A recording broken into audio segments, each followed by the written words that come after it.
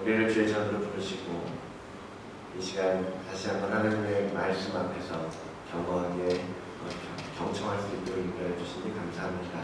주님, 전하는 자의 입술을 주장하여 주시고 또 듣는 이의 마음을 주관하여 주셔서 하나님의 말씀이 온전하게 마음 가운데 심겨지고 또 하나님의 천국의 소망이 우리 안에 우리 깊이 자리 잡을 수 있도록 주님 복을 더하여 주시옵소서.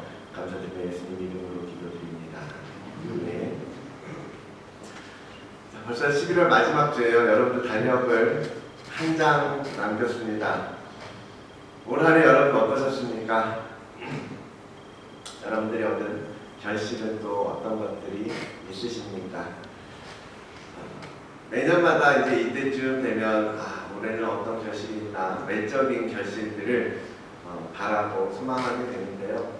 외적인 결실만큼 그거보다도 훨씬 더 중요한 것은 내적으로 우리가 얻어낸 결실이고 또 우리가 올해 얼만큼 하나님 앞에 성장하는지의 문제일 것입니다. 천국이 겨자씨와 같다라는 비유를 여러분께 말씀드릴 때에 생명이 있는 모든 것들은 자라게 되어 있다라고 말씀을 드렸었어요. 여러분의 영적인 생명도 마찬가지입니다. 그리스도로부터 흘러나온 생명이 있다면 매년 매일매일 꾸준하게 자라가야 되겠지요. 올 초에 계획하고 기대했고 또 여러분들 기도하며 결단했던 생각들이 있으실 겁니다. 지금 이제 남은 시간 동안 다시 떠올리시면서 올해는 얼마큼 내가 하나님 앞에 영적으로 성장했나 돌아보시고 또 그것을 확인하면서 남은 한 해를 잘 마무리하시길 바랍니다. 13장, 마태복음 13장을 계속해서 보고 있는데요. 13장의 천국 비유를 통해서 주님께서는 우리들에게 천국이 가지고 있는 다양한 모습들, 또 천국이 가지고 있는 특성들을 깨닫도록 설명을 해주셨습니다. 이제 마지막으로 천국은 어부가 던지는 그물과 같다라고 비유하시면서 천국의 비유를 마치시는데요. 그물의 비유가 과연 무엇을 우리에게 교훈하는지 함께 생각해 보도록 하겠습니다. 먼저요, 이 비유를 예수님께서 지금 누구에게 말씀하고 계시는지 한번 확인을 해봐야 될 것 같아요. 누구에게 말씀하고 계시나요?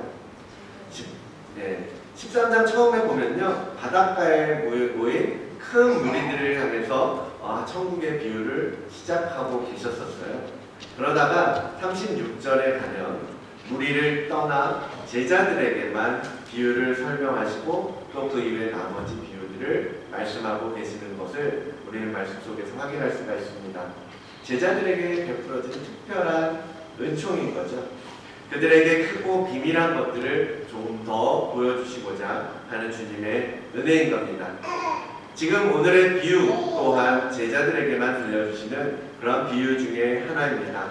여러분이 잘 아시는 것처럼 예수님의 제자들 중에는 어부 출신들이 많이 있잖아요. 베드로, 안드레, 야고보, 요한 이런 사람들은 바닷가에서 주님께서 제자로 부르신 분 어부들이었죠. 갈릴리 바닷가 출신의 제자들이 상당히 많았습니다. 그들에게 있어서 고기를 잡는 이 그물질이라고 하는 것은 그들의 일상, 그들의 삶이었고요.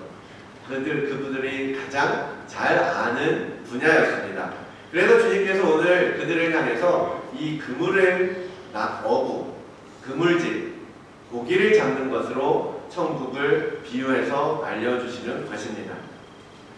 낚시해보신 분들 계실 거예요. 몇 번 자주 간 적이 있는데 해보면요 참 안 잡혀요. 근데 제가 못 잡는 거겠죠.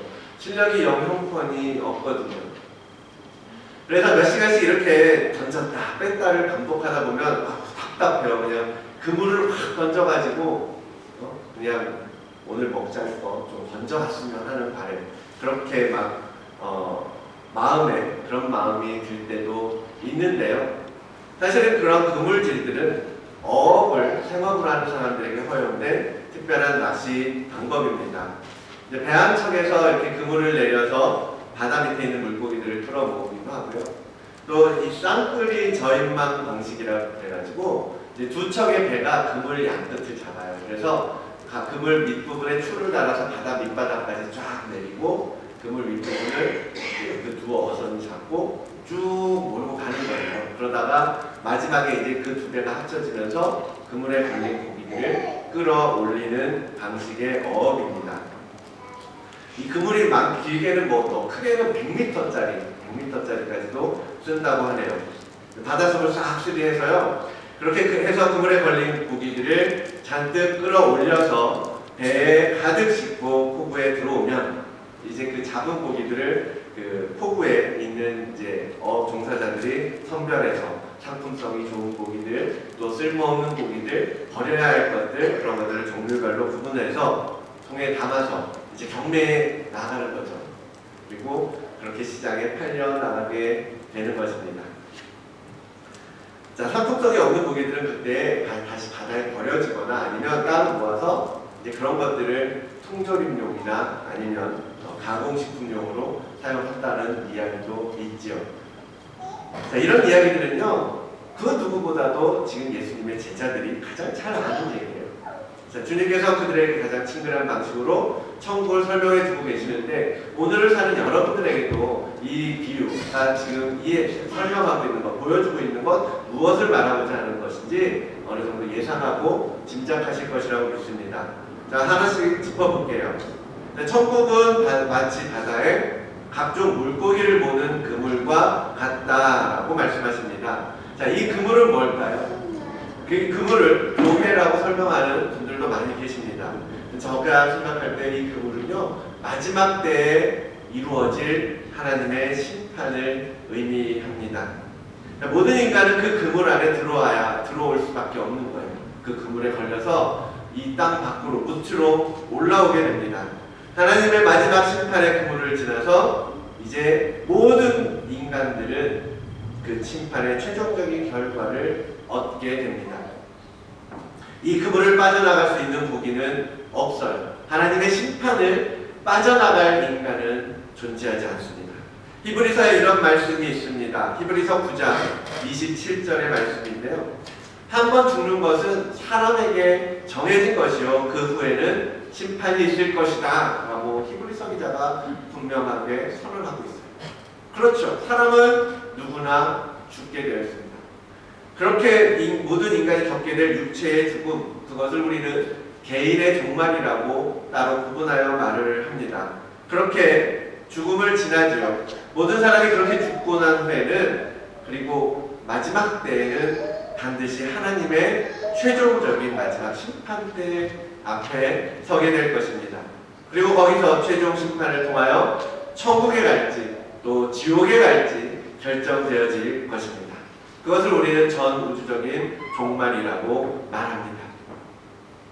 마태복음 25장에 또 이러한 종말에 대한 비유가 많이 있는데요. 25장 양과 염소의 비유에서도 보면 마지막 때에 있을 일을 이렇게 가르쳐주고 계십니다. 인자가 자기 영광으로 모든 천사와 함께 올 때에 자기 영광의 보좌에 앉으리니 모든 민족을 그 앞에 모으고 각각 구분하기를 목자가 양과 염소를 구분하는 것 같이 하여 라고 말씀하십니다. 자, 주님이 다시 오실 때에 영광의 보좌에 앉아서 심판하실 때에 모든 민족을 끌어 모으실 것입니다. 과거에 있던 사람부터 지금을 사는 사람까지 그 정말 그때까지 생존하고 존재했던 모든 인간들은 예수 그리스도의 그 심판대 앞에 끌어 모으신다라는 거예요. 천국이라고 하는 그물은 그렇게 온 땅의 사람들을 끌어모으는 역할을 합니다. 오늘 비유의 핵심 하나는요, 그물이 그렇게 쳐지고 그물이 걷어 올려지는 그 때가 있다라는 거예요. 자, 바닷속에서 고기들이 삽니다. 마음대로 다니고 싶은 대로 하고 싶은 대로 영원히 살 것 같은데 그게 아니라 어느 날 어느 때가 되면 모든 고기들이 그물에 걷어 올려지게 될 것이라는 사실이에요. 무슨 말이냐면 마침내 모든 하나님의 역사가 완성되고 최종적인 심판 앞대에 서게 될 그 끝이 온다는 겁니다. 우리 사람들은 생각해요. 역사가 굽이 흘러서 수천 년, 수만 년, 수억 년 그렇게 끝없이 흘러갈 것이라고 생각하십니다. 그런데 그게 아니라 하나님이 정하신 때 그때에 이 모든 세상은 종말을 맞이하게 될 것입니다. 그것이 하나님의 계획이고 말씀 가운데 분명하게 나타나 있다는 거예요. 그런데 세상 사람들은 그렇습니다. 끝이 어딨어? 말도 안 돼. 죽고 나면 땡이지. 사람이 죽고 나면 땡이지. 죽고 나서 무슨 뭐가 따로 뭐가 있겠냐. 사후에 무슨 영적인 세계가 있겠냐라는 거예요. 그리고 살아있는 동안 그러니까 신나게 즐기면서 할 거 다 하고 그렇게 살다 가면 되는 거지. 무슨 다른 세상에 있는 것처럼 말하냐고 그렇게 말할지도 모릅니다. 개인으로 보면 육적인 삶은 죽음으로 그렇게 끝나는 건 맞겠죠. 그렇게 말할 수 있습니다. 그러나 정말 땅에 묻히고 나면 그렇게 끝날까요? 썩어서 흙으로 돌아가면 그렇게 그 사람의 인생은 역사 속에서, 자연 속에서 사라져버리고 마는 걸까? 그런데 사람들은 왜 제사를 드릴까요? 무신론자들이 말하는데 그 사람들이 말하는 앞뒤가 스스로도 맞지 않는 거예요. 그렇죠? 죽음 이후에는 아무것도 없다라고, 영적인 세계, 사후의 세계는 없다고, 오늘 우리가 사는 이 세상이, 인생이 전부 다인 것처럼 말하면서 그들은 온갖 이유를 갖다 대면서 조상들에게 제사를 지낸단 말이에요. 그리고 귀신 얘기는 또 왜 무서워합니까? 오늘 우리가 사는 이 세상이 끝인데 귀신은 또 무서워요. 수많은 사람들의 이런 종교 행위들이 과연 그저 그냥 사기극에 불과한 것일까? 사실 그렇게 말하면서도요, 무신론자들, 신을 믿지 않는 사람들, 종교를 믿지 않는 사람들조차도요, 사실 그런 믿음, 그러니까 죽고 나면 땡이야, 오늘 우리가 사는 이 인생이 전부 다야 라고 말하면서도 그러한 그것에 대한 확실한 믿음을 갖고 있지 못하다라는 것 여러분 아십니까? 그래서요, 그런 사람들도요, 사는 동안은 마음대로 살다가요, 나이가 들고, 이제 갈 때가 돼가는구나. 그런 때가 되어 가면서요, 점점 죽음에 대해 두려움에 빠지기 시작합니다. 죽기 싫다고 해요. 살고 싶다고 말합니다. 가족들을 붙잡고, 의사들을 붙잡고, 나 좀 살려주십시오. 라고 말해요. 천국과 지옥이 없다는 것을 확신하지 못합니다. 정말 죽었는데 지옥이 있으면 어떡하지? 그런 생각 때문에 그들은 두려워하고 불안해하는 겁니다. 사랑하는 성도 여러분, 믿음의 눈으로 오늘의 말씀을 바라보십시오. 성경은 분명하게 그 끝이 올 것이라고 가르쳐 주십니다. 마지막이 있다라는 거예요. 정말 그 마지막 심판은 우리가 반드시 지나가야 할 길입니다. 그러므로 그것을 준비하셔야 됩니다. 우리는 그것을 믿고 확신하는 사람들 아닙니까? 천국이 확실히 있고 지옥이 있어서 우리는 천국에 갈 것이라는 것을 여러분 믿고 계시지 않습니까? 그렇다면 그 심판의 때를 위해서 우리가 지금 할 수 있는 일들을 해 나가야만 하는 것입니다. 그게 뭔지 아십니까? 오늘 이 비유의 두 번째 부분이 바로 그거예요. 자, 이 비유는 우리가 예전에 공부했던 앞서 24절에서 30절에 기록하고 있는 알곡과 가라지 비유와 통하는 면이 있죠. 비슷합니다. 마지막 때의 알곡은 창고에, 가라지는 뽑혀 불에 던져지는 것처럼 오늘 말씀 비유에서도 마지막 때의 좋은 고기들은 그릇에 담겨지고 못된 고기들은 내어 버려질 것이라는 데서 유사성을 볼 수가 있어요. 자, 이런 측면에서 생각해 보면요, 주님께서 가르쳐주고 싶은 것은 너무나 확실하고 분명해요. 세상에는 딱 두 가지 부류의 사람들만 존재한다는 거예요. 마지막 때 종말의 관점에서 보면 이 세상에서는요, 우리가 알고 있는 참 다양한 사람들이 있고 여러 가지 부류의 사람들이 있는 것 같지만 그렇게 복잡하지 않고 심플하게 yes or no, 선택될 사람과 선택되지 못하고 버림받을 사람, 딱 두 가지 부류만 있다는 것을 하나님께서 말씀을 통해서 가르쳐주고 계신다는 사실입니다. 이 사실은요, 오늘 본문뿐만 아니라 성경 여러 곳에서 가르쳐주고 있습니다. 또 다른 종말에 대한 여러 비유를 기록한 25장이죠. 앞에서 말한 것처럼요, 25장에 보면 10처녀의 비유가 나와요. 여러분 아시죠? 슬기로운 5처녀와 미련한 5처녀 이야기. 슬기로운 다섯 처녀는 기름을 준비하여 신랑을 맞이하는 처녀들입니다. 그러나 미련한 다섯 처녀들은 여분의 기름을 따로 준비하지 않아서 그냥 등불만 가지고 나왔다가 기름이 모자라 신랑이 올 즈음 기름을 사러 갔다가 혼인잔치에 들어가지 못하고 내어 쫓김을 당하고 맙니다. 자, 25장 10절, 마태복음 25장 10절. 그들이 사러 간 사이에 신랑이 오므로 준비하였던 자들은 함께 혼인잔치에 들어가고 문은 닫힌지라. 그 혼인잔치에서 신랑과 함께하는 사람과 그렇지 못한 사람, 들어가지 못한 사람 두 부류가 있다는 거예요.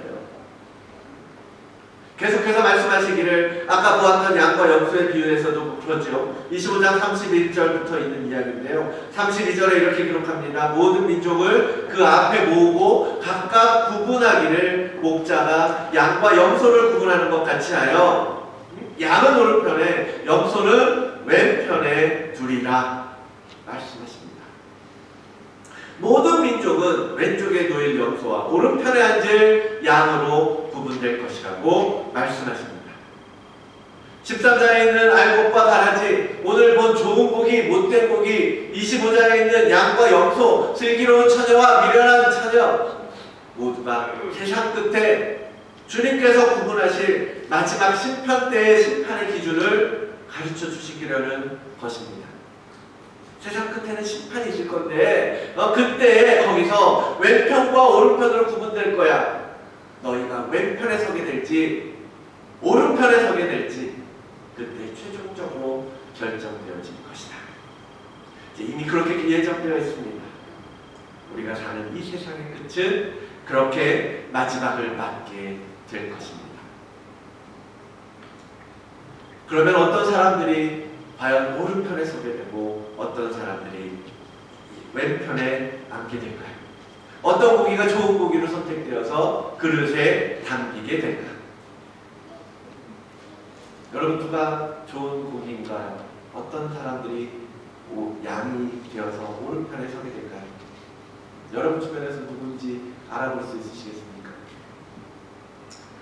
사실 우리는요 그렇게 선택되어질 수가 없는 존재입니다.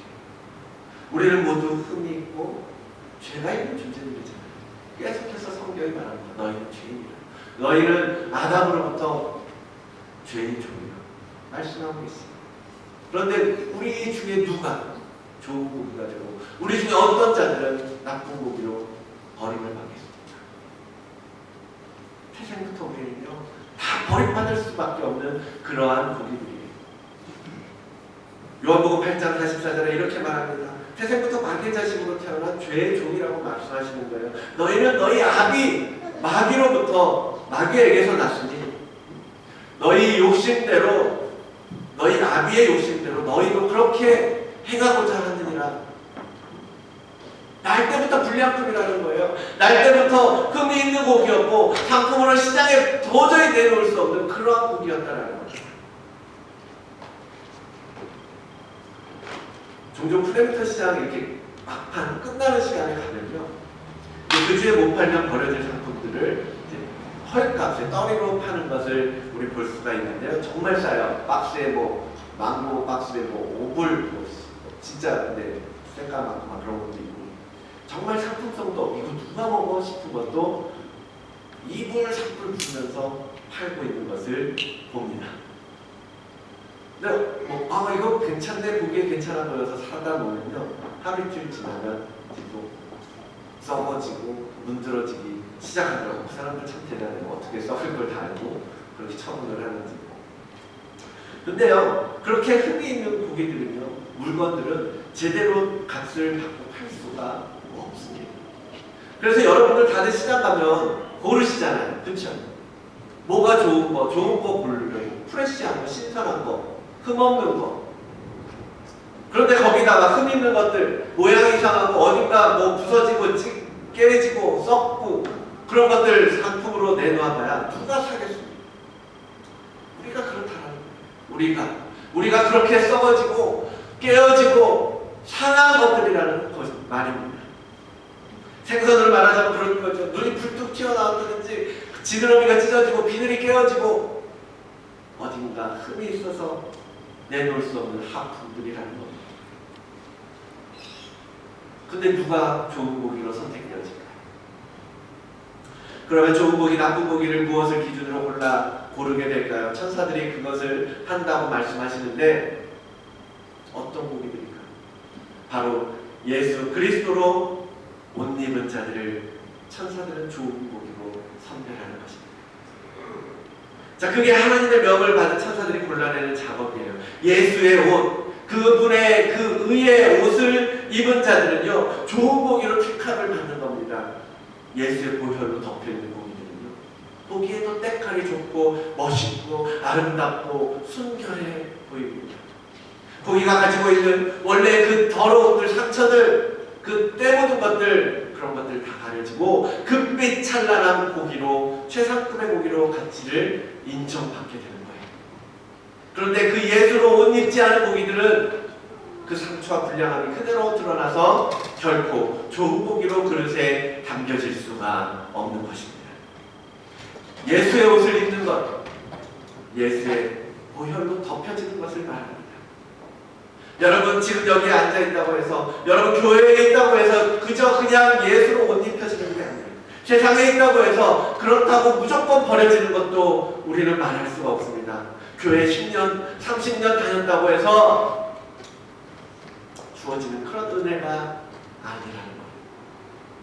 예수로 옷 입는 것은 그리스도와의 온전한 연합을 의미합니다. 주님과 하나가 되는 거예요. 우리의 영혼이 죽고 다시 살아나는 부활을 경험하여 거듭남으로써 그리스도와 연합하고 그의 거룩과 존귀에 동참하는 것입니다.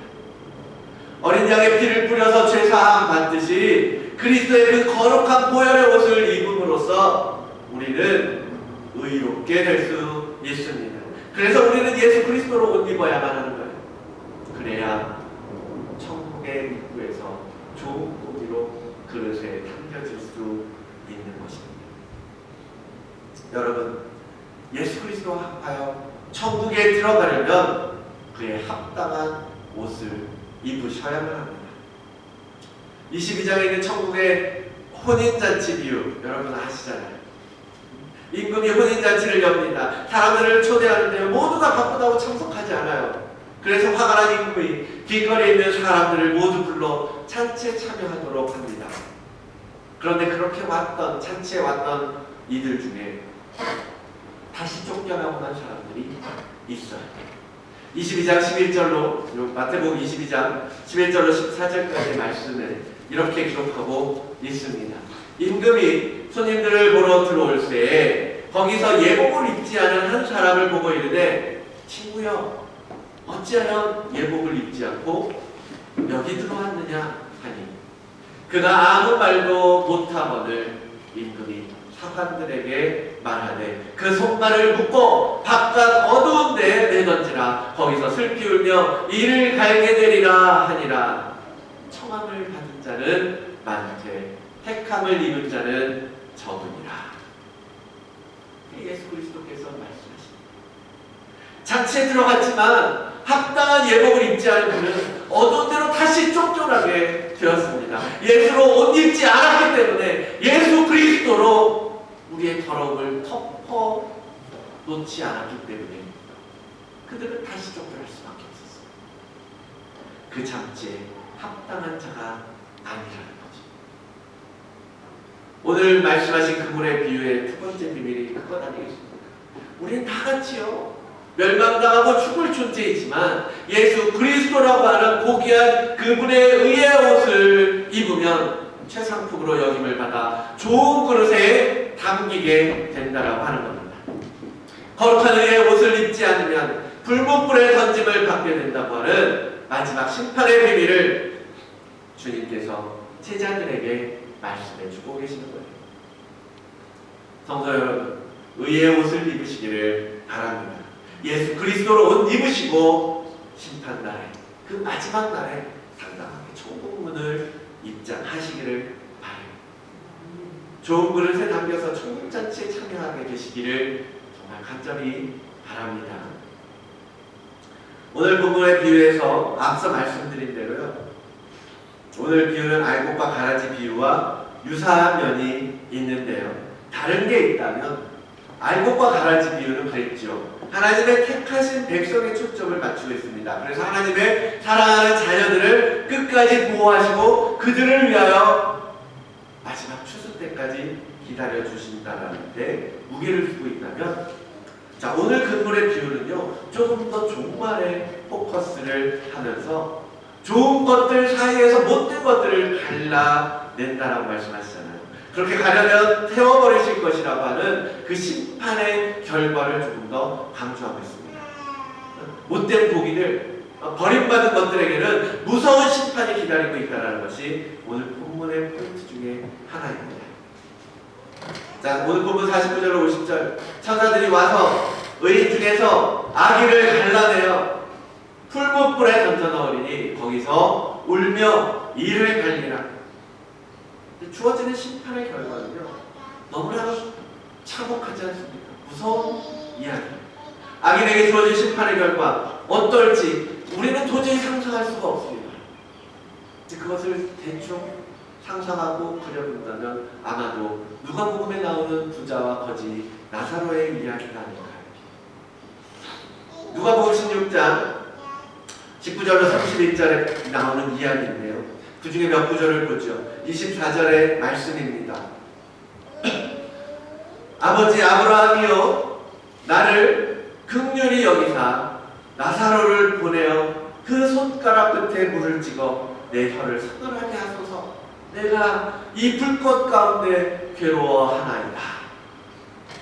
세상에 있을 때 거지를 불쌍히 여기지 않고 자기 뜻대로 자기 마음대로만 살던, 그러다가 응구에 떨어진 이 부자가 맹렬히 타는 불꽃 가운데서 그 뜨거움이 얼마나 강력했으면 손가락이라도 다만 물 한 방울이라도 찍어서 내 혀를 적셔주십시오라고 간구하겠습니다.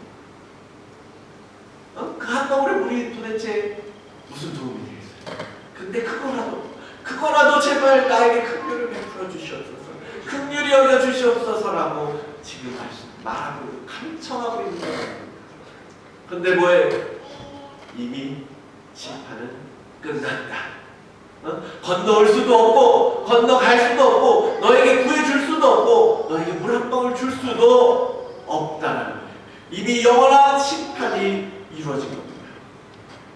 이 부자가 조금만 일찍 주님의 마음을 알아서 그의 영적인 삶을 지옥이 아닌 천국에서 보낼 수도 있지 않았을까요? 이제야 그 지옥의 고통을 겪고서 제발 내 가족들, 내 친척들 여기 오지 않도록 나사로를 보내서 그들에게 소식을 좀 알려주십시오. 그렇게 간구하고 있잖아요. 제가 오늘 제목을요, 듀데이트라고 말했습니다. 그렇게 한 것은 앞서 말씀드렸던 대로 세상의 끝이 있고 그 시간이 될 때까지 의의 옷을 입고 하나님의 때를 준비하지 않으면 이 부자와 같이 고통받을 수밖에 없다는 것을 여러분에게 말씀드리고자 합니다. 그 때가 되면요, 기회가 없어요. 기회가 더 이상 오지 않습니다. 우리 학생들, 대학생들, 뭐 회사에서 일하시는 분들도 마찬가지예요. 듀데이트 하면 불안해하고 언짢으려고 합니다. 이거 끝낼 수 있을까? 제 시간에 맞출 수 있을까? 그것 때문에 할 걸 놀고 싶은 놀지 못하고, 그것 때문에 남아서 잔업해야 되고 시간 안에 끝내야 된다는 그런 압박감 가운데 생활을 하게 되는 거예요. 그런데요, 한편으로 그 듀데이트라는 말에는요, 그 시간이 지나면, 그 시간이 끝나면 너무나 평온해진다. 에세이나 뭐 프로젝트, 업무, 뭐 정해진 시간 안에 그런 일이 다 끝나고 나면요, 이제 여유가 생기잖아요. 이제 더 이상 쫄 필요도 없고 불안해할 필요도 없고, 물론 에세이 뒤에 또 다른 에세이가 있고 시험이 있고 또 다른 업무가 이어지고 현실은 그렇게 이어지지만 하나하나의 프로젝트를 생각했을 때 얼마나 마음이 여유롭습니까? 저희 집 지민이가 지금 그런 시간을 보내고 있잖아요. 얼마나 레이지한 척입니다. 네. 그동안 열심히 그 듀데이트를 향해서 달려오다가 그 시험을 마치고 나면 그렇게 평화롭고 여유롭고 하고 싶은 대로 살고 싶은 대로 살 수 있는 그런 마음의 여유가 생긴다라는 거예요. 듀데이트의 그 긴장감 이면에는 그런 여유가 함께 따라오게 되어 있습니다. 그런 면에서요, 듀데이트가 있다라는 것, 세상에 끝이 있고 종말이 있고 마지막 심판이 있다라는 것, 그 말에는요, 거기에 희망이 있다라는 것을 말해주는 거예요. 지금 비록 우리가 세상 가운데 살면서 힘들고 어렵고 불편하고 간신히 목표를 향해서 가고 있지만 마침내 마지막 때에 모든 일이 끝나고 나면 우리는 하나님과 평안과 안식을 누릴 수 있게 될 것이라고 하는 하늘의 소망과 연결된다. 자, 또 하나 듀데이트라는 말에는요, 지금이 기회라는 의미가 담겨 있습니다. 자, 끝이 있어요. 끝이 있는데 지금은 그 끝이 아닙니다. 그 말은 무슨 뜻이에요? 그 끝이 나기 전에 우리에게 지금 기회가 있다라는 거예요. 우리에게 시간이 주어졌다라는 겁니다. 적어도 지금 이 시간만큼은 기회가 있다라는 거예요. 어떤 기회? 듀데이트가 되기 전에 우리가 좋은 고기가 될 수 있는 기회가 있다라는 거예요. 오른편에 있는 양, 슬기로운 5처녀처럼 기름을 준비할 수 있는 그런 시간이, 기회가 주어져 있는 때라는 겁니다. 어떻게? 그리스도로 옷 입는 것으로 지금 그날을 준비하시면 됩니다. 하나님께서 지금 그때를 기다려주고 계세요. 이제 마지막 때가 거의 다 되었다라고 사람들은 말합니다. 그래도 하나님은 단 한 영혼이라도, 여러분 한 사람 한 사람에게라도 더 기회를 주고 돌아오기를, 내게로 오기를 기다리면서 때를 늦추고 계시다. 지금 바로 이 시간에, 지금 이 시간에 여러분의 마음을 확정하시고 거룩한 그리스도의 옷 입기를 결단하셔야만 합니다. 여러분의 가족들, 여러분의 친지들, 여러분의 지인들, 그분들에게 그 기회를 전해주셔야만 하는 거예요. 그런데 사람들이 많이 그 거지 나사로를 불쌍히 여기지 않았던 그 부자처럼 똑같이 그렇게 살아가고 있지 않습니까? 천국과 지옥을 먼 미래의 이야기로만 이해하고 삽니다. 그날이 도적같이 올 것이라고 주님께서 경고하시지만 설마 오늘일까? 그런 마음으로 여유를 부리면서 오늘도 내 욕심대로, 오늘도 내 마음대로, 오늘도 내 뜻대로 살려고 하고 있다는 겁니다. 여러분, 그날은 반드시 옵니다. 소리 소문 없이 올 거고요. 오직 그때는 하나님 아버지만이 아신다라고 성경은 말하고 있습니다.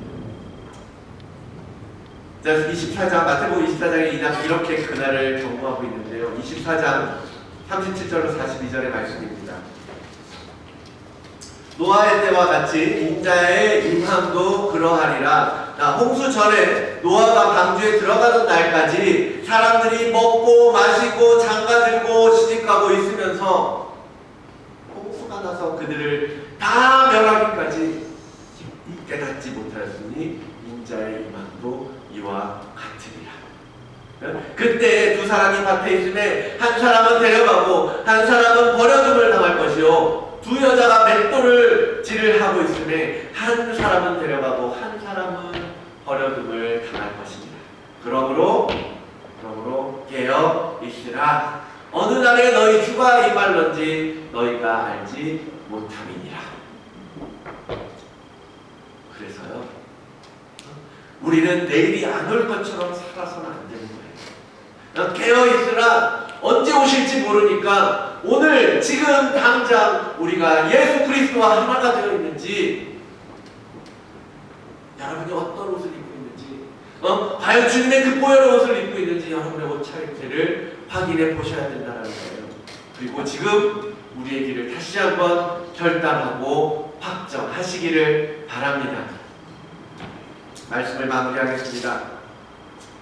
자, 오늘 우리는 그물의 비유를 통해서 하나님이 뜻하신 마지막 때 종말이 분명히 있을 것이라는 그분의 계획을 깨닫게 됩니다. 그러나 그것은 세상이 막을 내리고 무너질 것 같은 그런 두려움이 아니라 새로운 시대를 열어가는 그 시작을 알리는 희망의 메시지입니다.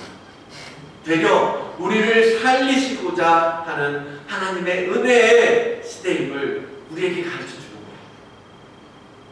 지금 그 은혜를 향하여 돌아서기만 한다면, 예수 그리스도를 믿고 구주로 고백하여 그분과 온전한 연합을 이룰 수 있다면 바로 지금이 그 타이밍이라는 사실을 여러분 기억하시기를 바랍니다. 하나님께서요, 천사들을 향해서 그물 걷어! 그러면 끝난 거예요. 이젠 기회도 더 이상의 어떤 은혜도 없는 것입니다. 그렇게 하시기 전에 우리의 상태, 여러분의 상태를, 영적인 상태를 점검하시고 깨어 근신하여 우리의 영혼을 지키는 다스림 교회의 모든 성도님들 되시기를 주의 이름으로 축원드립니다.